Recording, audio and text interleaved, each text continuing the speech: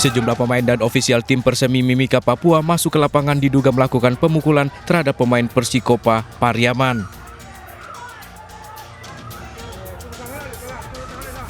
Keributan ini terjadi di menit-menit akhir laga 8 besar lanjutan Piala Suratin U17 di Stadion Tor Surabaya. Kericuan dipicu pelanggaran karena benturan fisik antar pemain dari kedua tim.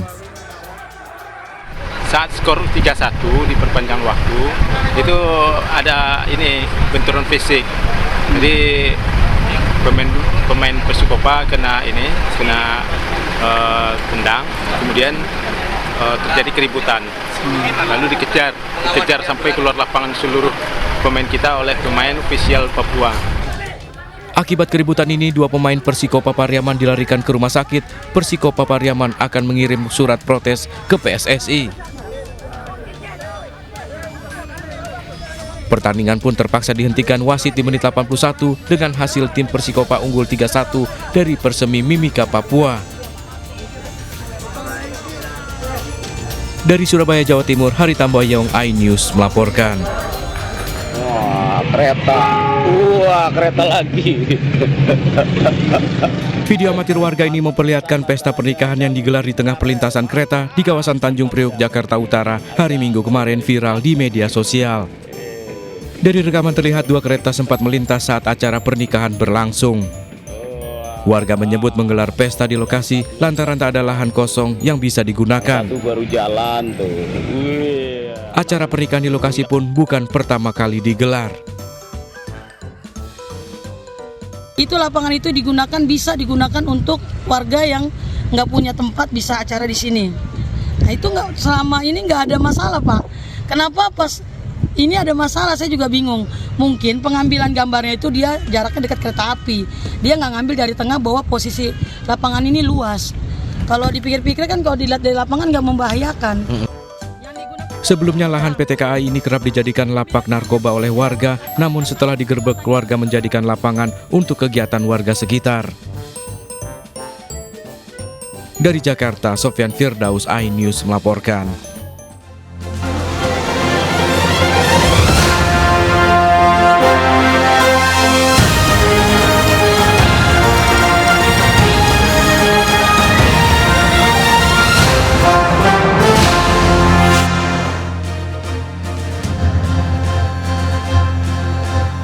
Halo pemirsa, ratusan mahasiswa Institut Teknologi Bandung kembali berunjuk rasa di depan gedung rektorat menolak kebijakan kampus yang meminta mahasiswa meminjam pinjaman online untuk bayar kuliah. Saya Syafaati Suryo, inilah seputar iNews Siang selengkapnya.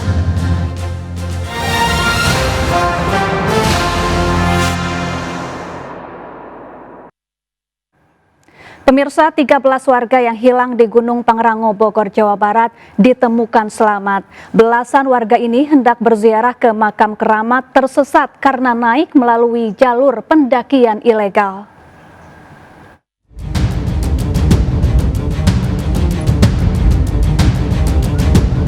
Setelah melakukan pencarian selama lebih dari 24 jam, 13 warga yang sebelumnya dilaporkan hilang ditemukan selamat. Belasan warga ini tersesat selama 2 hari saat mendaki Gunung Pangrango, Bogor, Jawa Barat, naik melalui jalur pendakian ilegal jalur Cibeduk. Saat ditemukan, belasan warga ini lemas langsung diberi pertolongan.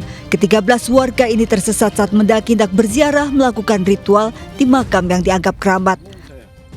Mereka melakukan ziarah ke tempat tersebut. Mungkin karena mereka pas pulangnya malam, mereka tersesat, jalannya mungkin gelap, akhirnya mereka tersesat.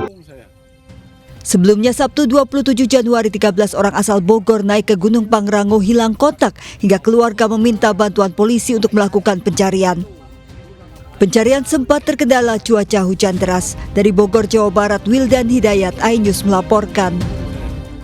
Diduga bocor tabung gas LPG 3 kg meledak di Kampung Gunung Batu, Bogor, Jawa Barat. 3 warga terluka bakar dilarikan ke rumah sakit. 3 korban ledakan gas LPG 3 kg dirawat intensif di RSUD Kota Bogor menderita luka bakar serius hingga 50%. Sementara rumah kontrakan yang berada di Kampung Gunung Batu, Kecamatan Bogor Barat, Kota Bogor, Jawa Barat terlihat hancur setelah tabung gas 3 kg meledak. Senin sore penghuni membeli gas 3 kg di warung, namun tercium bau gas bocor. Korban sempat merendam tabung gas ke ember sementara suami korban berlari meminta tolong penjual gas. Gas yang bocor pun ditukar kembali. Namun saat tabung gas kedua sudah terpasang, gas meledak diduga dipicu saat korban menyalakan lampu menyulut percikan api yang menyambar ke sisa bocoran uap gas. Pas lagi masang itu terus katanya ada yang nyalain lampu, Mas. Nah, disitulah langsung terjadinya meledak itu. Gitu. Ada di sini. Saya juga kena. Nah, ternyata gas 3 kilo itu bocor. Akhirnya Ibu Titi ini menukarkan gas itu ke warung yang dia beli. Dan setelah ditukar, gas itu aman, tetapi gas yang pertama bocor itu ternyata sudah mengeluarkan uap. 3 korban terluka bakar merupakan pasutri pemilik rumah dan tetangga penjual gas melon. Dari Bogor, Jawa Barat, Andi Firmansyah, iNews melaporkan. Aparat gabungan menangkap 3 WNA Meksiko yang diduga menjadi pelaku utama penembakan brutal terhadap seorang WNA Turki di sebuah villa di Bali. Ketiga pelaku diduga tergabung dalam kelompok kriminal, sementara 1 pelaku lainnya masih buron.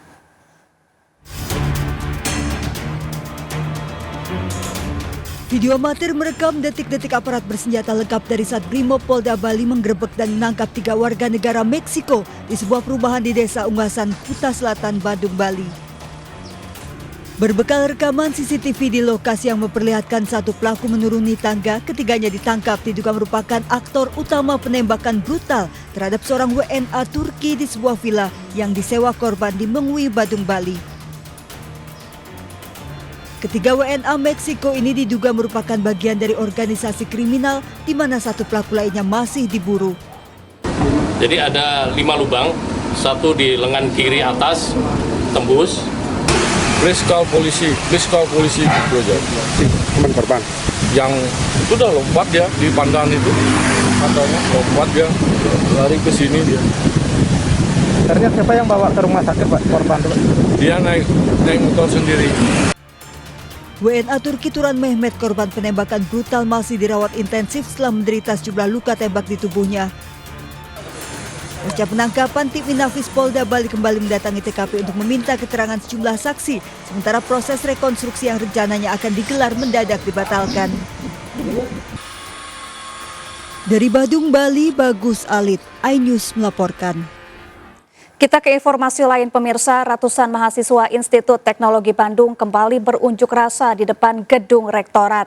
Para mahasiswa menolak kebijakan ITB yang meminta mahasiswanya meminjam pinjaman online untuk membayar uang kuliah.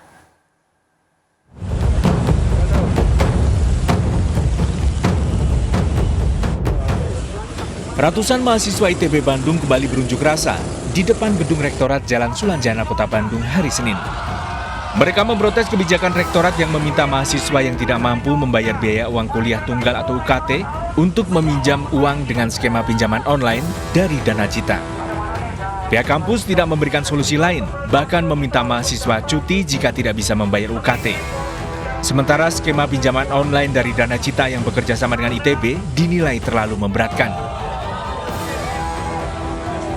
Mahasiswa ITB yang terancam tidak bisa melanjutkan kuliah karena memang memiliki tunggakan, dan rektorat memberikan kebijakan untuk dapat memaksa mereka cuti pada semester selanjutnya. Tanpa memberikan solusi konkret, begitu rektorat juga memberikan solusi berupa pinjaman online yang dirasa memberatkan kepada teman-teman mahasiswa. Walaupun saya udah apply juga ke keringanan, saya udah jelaskan lewat esai dan semuanya, itu tetap saja selalu ditolak. Background saya, keluarga saya, kondisi finansial. Saat ini sekitar 90 mahasiswa ITB yang masih memiliki tunggakan UKT. Unjuk rasa menggalang solidaritas mencoba membantu teman mereka yang kesulitan membayar UKT. Sebelumnya warganet ramai menyusul unggahan dari platform X atau Twitter yang menyebut ITB menawarkan mahasiswanya membayar biaya kuliah dengan skema pinjaman online tanpa jaminan apapun yang bisa dicicil hingga 12 bulan. Hingga saat ini belum ada konfirmasi resmi dari pihak ITB terkait polemik ini.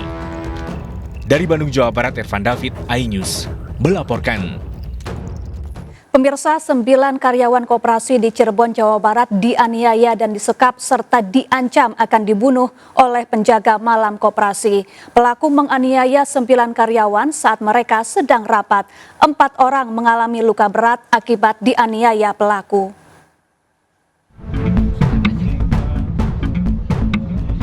Garis polisi terpasang di depan kantor koperasi BMI Group di Desa Kebonturi, Kecamatan Arjawinangun, Kabupaten Cirebon, pasca insiden penganiayaan dan percobaan pembunuhan terhadap 9 orang karyawan koperasi. Pelaku penganiayaan merupakan penjaga malam yang merangkap sebagai office boy atau OB yang juga bekerja di kantor koperasi BMI. Pelaku menganiaya 9 orang karyawan saat mereka tengah mengikuti rapat di salah satu ruangan. Pelaku masuk ke dalam ruang rapat, mengunci pintu lalu menyerang korban dengan membabi buta. Akibat penyerangan, 4 orang terluka. Total karyawan 9, pelaku 1, ya. Yang kena 4 korban. Siapa aja Pak, bisa disampaikan? Yang korban itu? Kepala cabang. Yang kedua? Kepala lapangan 2. Satunya? Lebihnya ya berusaha untuk menghindar dan memisahkan. Meringkus. Pelaku yang sempat kabur akhirnya berhasil diringkus. Pasca penyerangan, Satreskrim Polresta Cirebon langsung melakukan olah TKP. Sejumlah saksi dimintai keterangan untuk mendalami motif pelaku. Parang yang digunakan pelaku untuk menyerang korban disita sebagai barang bukti. Untuk pelaku sudah diamankan, sekarang ada di Polsek Arjawinangun. Kemudian tadi kita lakukan olah TKP. Bukti yang sudah kita amankan 1 bilah senjata tajam jenis parang sama pakaian pelaku ketika melakukan perbuatan. Peristiwa berawal saat 9 karyawan koperasi sedang rapat di lantai 2 sekitar pukul 8 pagi. Rapat baru berjalan setengah jam, tiba-tiba pelaku masuk dalam ruang rapat dan mengunci pintu. Tanpa alasan jelas, pelaku menyerang membabi buta menggunakan senjata tajam ke arah 9 karyawan. Sejumlah korban berupaya kabur melompat lewat jendela karena pintu masih terkunci. Korban yang selamat meminta tolong warga hingga akhirnya berdatangan menangkap pelaku. Sementara 2 orang korban yang mengalami luka parah masih dirawat di RSUD Arjawinangun. Sedangkan 2 korban luka lainnya diizinkan pulang dan menjalani rawat jalan. Dari Cirebon, Jawa Barat, Toi Iskandar, iNews melaporkan. Ya, penganiayaan yang dilakukan seorang office boy terhadap 9 karyawan koperasi saat sedang rapat di Cirebon, Jawa Barat begitu mengejutkan. Seorang karyawan wanita meninggal dunia, 3 lainnya luka parah. Sudah ada Kapolresta Cirebon, Kombes Pol Sumarni Suwardi. Selamat siang, Ibu Sumarni, apa kabar? Selamat siang, Mbak. Alhamdulillah sehat. Baik, Ibu Sumarni, apa motif pelaku menyerang secara membabi buta saat karyawan koperasi ini sedang rapat?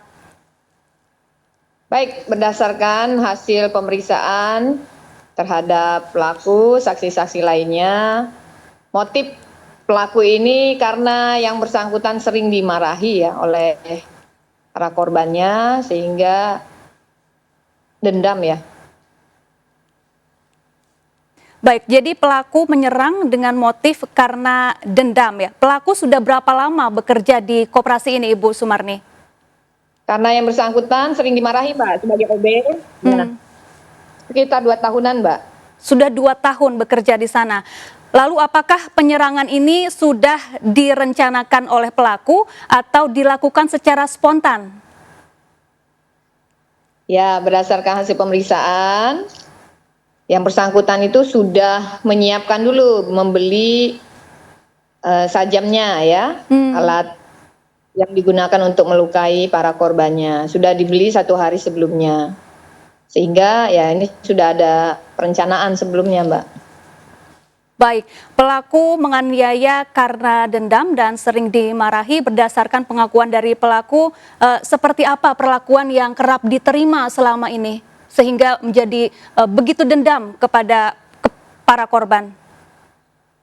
Ya, sering dimarahi, Mbak. Informasinya sering dimarahi. Baik, apakah sering dimarahi dengan verbal ya, dengan verbal. Oke. Baik, apakah saat melakukan aksinya ini pelaku dalam pengaruh minuman keras, Bu Sumarni? Setelah kami lakukan pemeriksaan, tes urin dan sebagainya dalam pengaruh baik barang-barang tersebut. Kita ke informasi lain pemirsa, dipicu hujan lebat banjir bandang menerjang Kabupaten Kerinci Jambi hingga merendam ratusan rumah dan memutus jalan nasional. Sementara di Pasuruan, banjir bandang kiriman dari Gunung Bromo merusak jembatan penghubung dua desa. Bahkan jalanan dipenuhi batu besar, akibatnya aktivitas warga terganggu.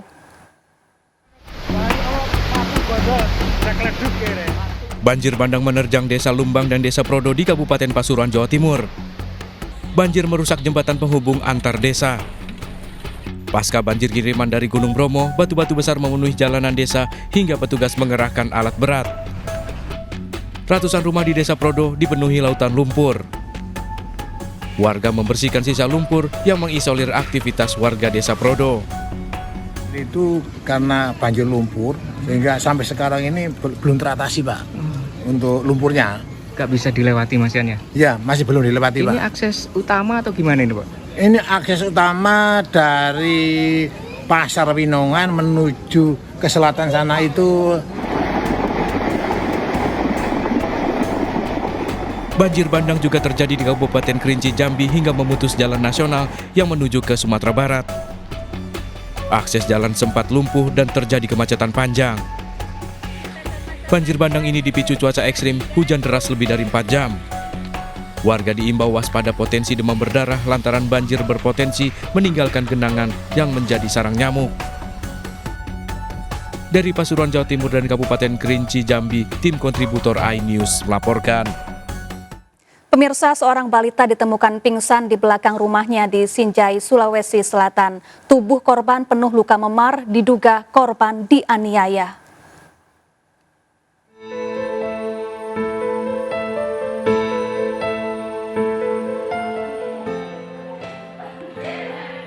Balita berinisial NA terbaring lemah di RSUD Sinjai, Kabupaten Sinjai, Sulawesi Selatan. Korban dirawat intensif akibat luka memar dan bengkak yang diderita hampir di sekujur tubuhnya. Bahkan ditemukan sejumlah luka di lengan korban. Balita 3 tahun ini sebelumnya dicari keluarga karena tidak terlihat setelah pergi bermain. Bibi korban terkejut menemukan korban balita malang ini tergeletak tak sadarkan diri di belakang rumah korban di Desa Lapa Bose, Kecamatan Kajuara, Kabupaten Bone, Sulawesi Selatan hingga akhirnya dilarikan ke rumah sakit. Korban masuk rumah sakit dalam kondisi kesadaran menurun dan sejumlah luka memar. Kenapa bisanya? Awalnya kan dia kesadaran menurun, masuk di GD. Sekarang ini di perawatan bedah setelah menangani beberapa pengobatan dan terapi pemberian oksigen. Dia sudah kesadaran penuh, kesadaran kompos mentis, dan rencana selanjutnya itu tentang mau dilakukan CT scan kepala. Keluarga korban menduga balita malang ini menjadi korban penganiayaan. Saat ini korban didampingi ayah dan bibinya, sementara ibu korban bekerja di Malaysia. Dari Kabupaten Sinjai, Sulawesi Selatan, Bulan Sri Indramaya, iNews melaporkan.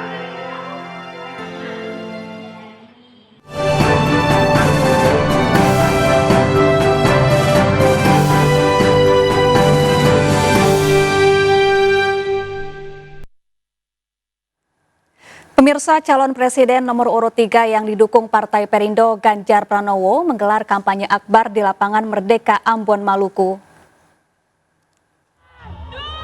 Di tengah ribuan pendukungnya, Ganjar Pranowo menyampaikan visi misi dan program unggulan pasangan Ganjar Mahfud. Ganjar juga meminta pendukungnya naik ke panggung menuliskan harapan di atas bajunya.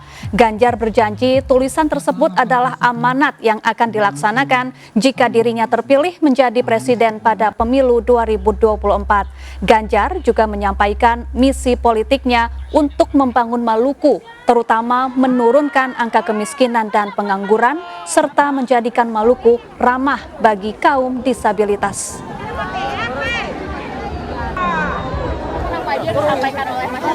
Yang disampaikan oleh masyarakat yang ada di baju saya. Jadi setidaknya tadi ada 2 yang menyampaikan dari penyandang disabilitas yang berharap mereka akan bisa mendapatkan akses seperti yang lain. Yang kedua, lapangan pekerjaan. Ada juga soal manajemen pengelolaan pemerintahan daerah seperti daerah otonom baru di daerah-daerah di ujung-ujung Indonesia yang menurut mereka tidak di moratorium. Saya kira ini ide-ide masukan yang ada dari bawah. bersama ribuan pendukungnya Cawapres Mahfud MD mengikuti konvoi sepeda motor dan becak motor.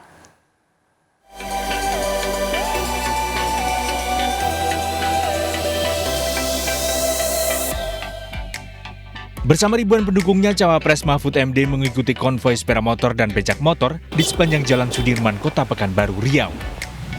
Mahfud MD terlihat gembira berada di boncengan salah satu bentor jenis skuter klasik saat konvoi menuju lokasi pertemuan dan diskusi dengan tokoh masyarakat. Konvoi kendaraan ini menarik perhatian para pengguna jalan. Sepanjang perjalanan, Mahfud terus melambaikan tangan menyapa masyarakat dan para pendukungnya. Wah enak ternyata naik itu ya bentor ya, asik, ribuan orang ada di belakang, saya di depan dan saya ngelihat gambarnya tadi bagus sekali, menarik bahwa masyarakat punya semangat untuk berekspresi. Kedatangan Mahfud yang didampingi Wakil Ketua TPN Gatot Edi Pramono disambut pertunjukan musik dan tarian tradisional Melayu khas Riau. Tim Liputan iNews melaporkan.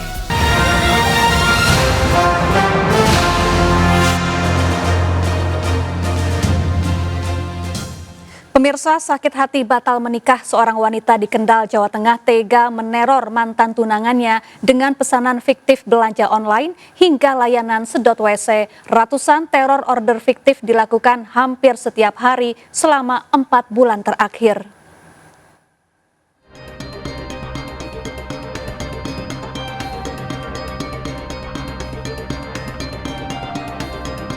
Teror ratusan order fiktif yang menimpa Sahrul Maulana, warga desa Karangayu, Cepiring, Kendal akhirnya terungkap.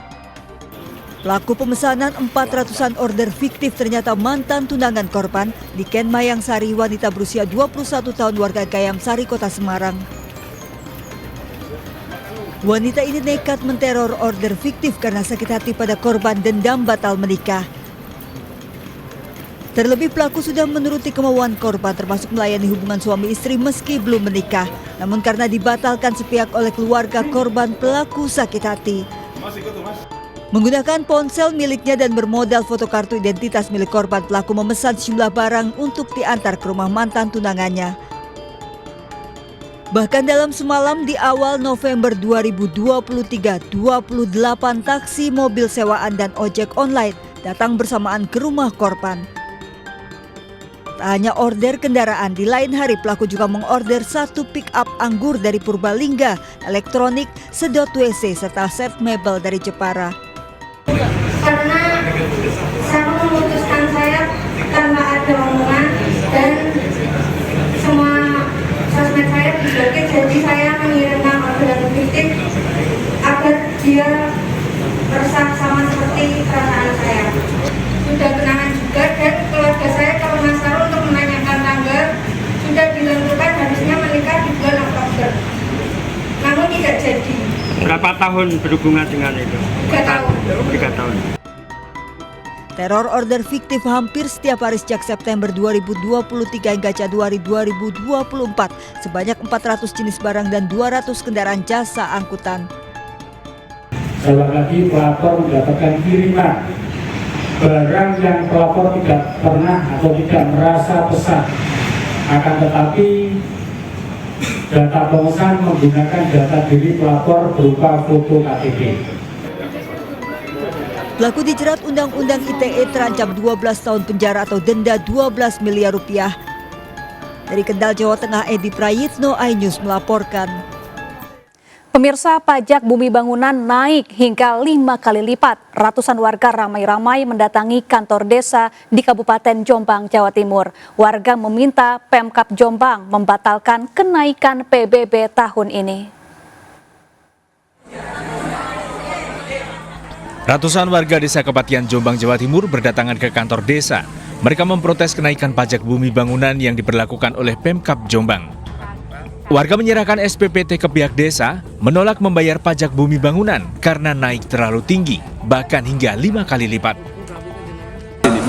Mau minta keringanan, Pak.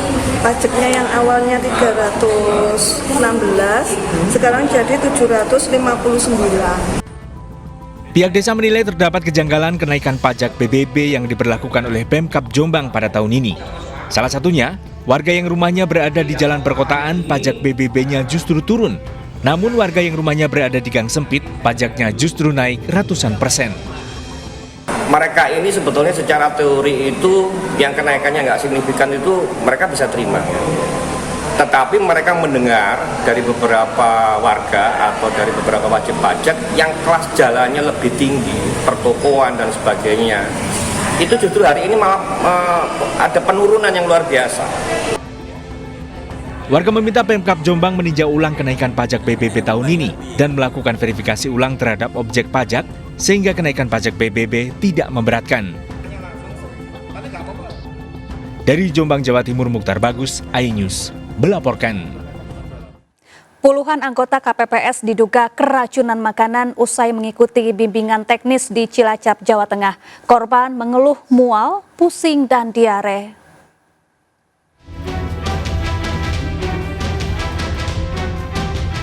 Sembilan orang anggota KPPS di Cilacap, Jawa Tengah ini diduga mengalami keracunan makanan, mengeluh mual, pusing, dan diare.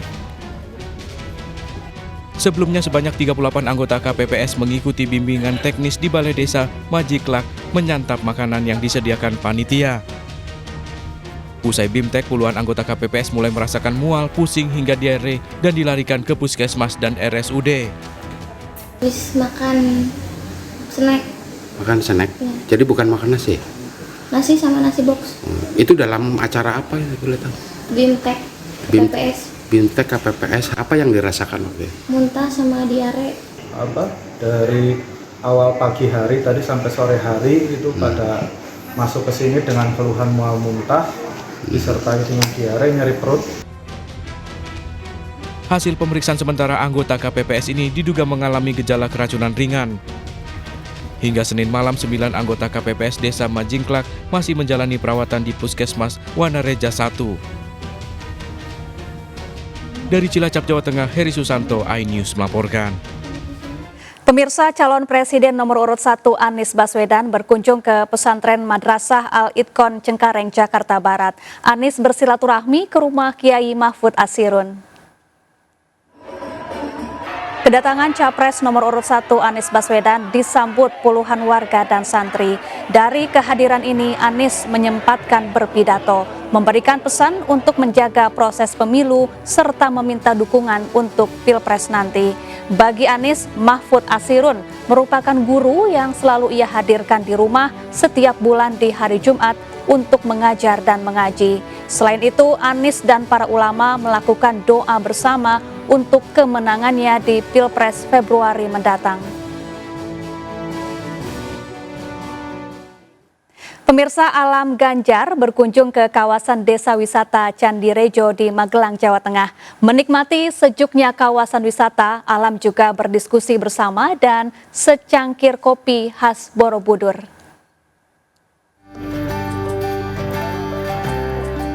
Dengan menumpang andong, Muhammad Zidan Alam Ganjar, putra dari Capres nomor urut 3 Ganjar Pranowo, berkeliling di desa wisata Candi Rejo, Magelang, Jawa Tengah.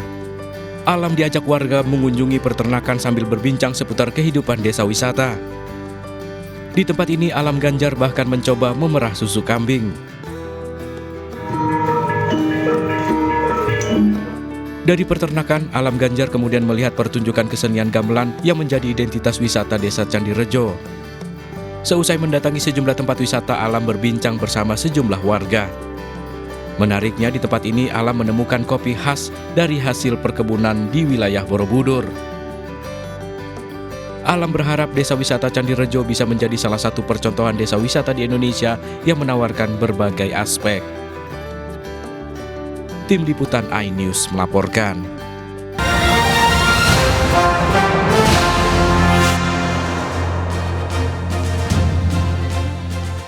Pemirsa, sudah lapor ke polisi namun tidak ada tindak lanjut. Seorang ayah di Kabupaten Langkat, Sumatera Utara curhat tentang nasib anaknya yang menjadi korban pemerkosaan. Satu pelaku belum tertangkap meski identitasnya telah diketahui.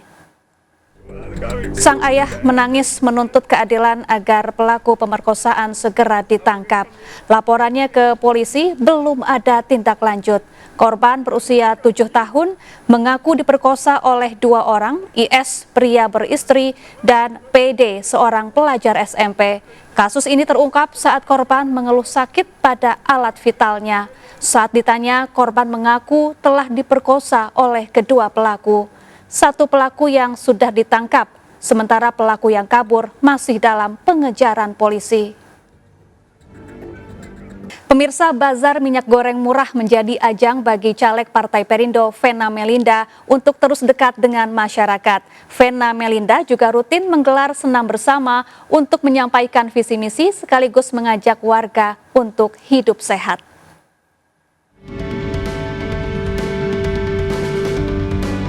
Ratusan warga antusias menyambut bazar minyak goreng murah yang digelar caleg DPR RI Dapil 6 Jawa Timur Vena Melinda di Desa Pulau Tondo, Kecamatan Ngunut, Kabupaten Tulungagung. Warga juga senang dengan kehadiran Vena Melinda, caleg yang memiliki gagasan dan rekam jejak yang selalu berpihak kepada rakyat kecil. Orangnya cantik, ramah, dan amanah.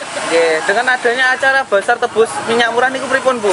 Alhamdulillah, sangat membantu. Namanya ibu-ibu rumah tangga pasti menjerit kalau harga-harga sembako naik, termasuk harga minyak goreng.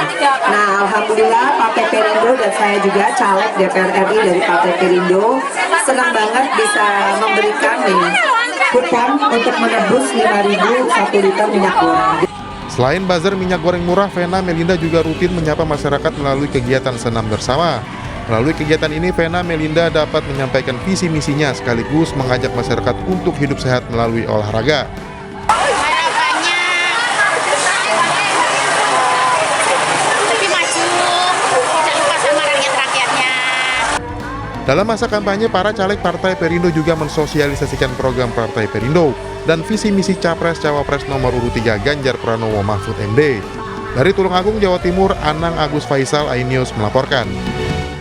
Pemirsa, Kementerian Pariwisata dan Ekonomi Kreatif kembali meluncurkan program Karisma Event Nusantara 2024 di Taman Mini Indonesia Indah, Jakarta Timur. Event yang masuk dalam program strategis pariwisata ini diharapkan dapat menambah pergerakan wisata lokal dan mancanegara.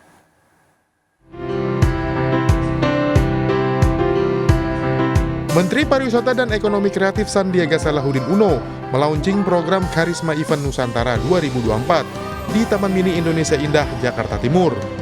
Mengusung tema budaya Indonesia Panggung Dunia, event strategis Kemenparekraf ini akan menghadirkan 110 event unggulan untuk mendongkrak sektor pariwisata dalam negeri. Tahun ini yang berbeda adalah event-event ini lebih tersebar di seluruh wilayah Nusantara dan waktunya lebih terbagi, bukan hanya tertumpuk di akhir tahun, tapi sudah terbagi. Minggu depan sudah ada event di Solo, yaitu Grebek Sudiro, dan akan terus bergulir seperti Festival Cap Gomeh di Kalimantan Barat dan beberapa festival-festival yang akan kita lakukan sepanjang tahun. Terselenggaranya event ini diharapkan menggerakkan wisatawan Nusantara hingga 1,5 miliar, serta menggait wisatawan asing melalui kekhasan yang ditampilkan dari masing-masing daerah. Dari Jakarta, Esra Ambarita Damar Wicaksono, iNews melaporkan.